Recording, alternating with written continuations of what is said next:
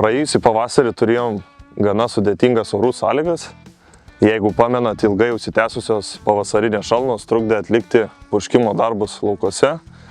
Buvo nuomonių pagalvojimų, kad galbūt vertėtų visiškai atsisakyti purškimo, kadangi tai galėjo atnešti pasėliams daugiau žalos negu naudos. Tačiau pasitarę su ūkininku vis dėlto nusprendėm purškimą augalų apsaugos priemonėmis atlikti prieš šalnas. Tačiau šį kartą prie augalų apsaugos priemonių panaudoti biostimuliacinių savybių turintį produktą Stimagic. Įdomumo dėliai pasėlyje palikome kontrolę. Na ir po purškimo šalnų atvažiavę į pasėlę tiek aš, tiek ūkininkas likome maloniai nustebę. Paprastai vaizdiškai pamatyti mikroelementinių trąšų poveikį būna gana sudėtinga, tačiau šį kartą skirtumas gana buvo akivaizdus. Kontrolėje buvę rapsai ryškiai stipriau reagavo į šalnas, na, o rapsai, kurie buvo nupuršti, šalnas atlaikė su minimaliais pažeidimais. Vedami pasiteisinusių pavyzdžių, patirties įgautos šiais metais, planuojame išbandyti panašią praktiką ir šį rudenį rapsuose.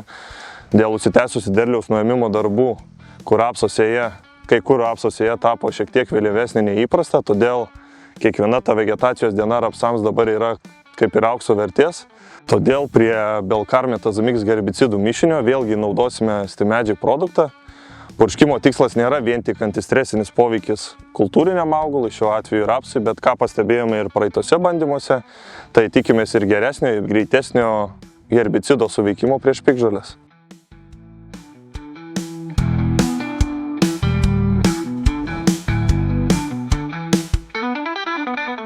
Sveiki, esu Mindaugas, Ukmergės ir Molėtų krašto agronomas vadybininkas.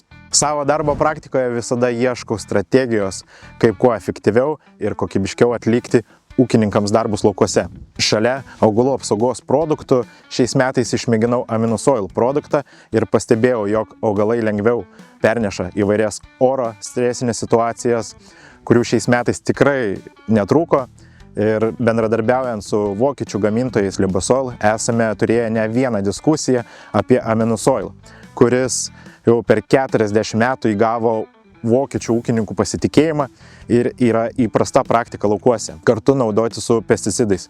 Ypatingai didelį dėmesį jie skiria herbicidų grupiai skirtingose pasėliuose, kadangi Libosoil kompanijos sprendimai pagrįsti ilgamečiais bandymais, todėl pasitikiu jų rekomendacijomis naudoti herbicidus kartu su Aminosoil ir šiandien matant situaciją laukuose, manau, kad tai bus sprendimas numeris 1.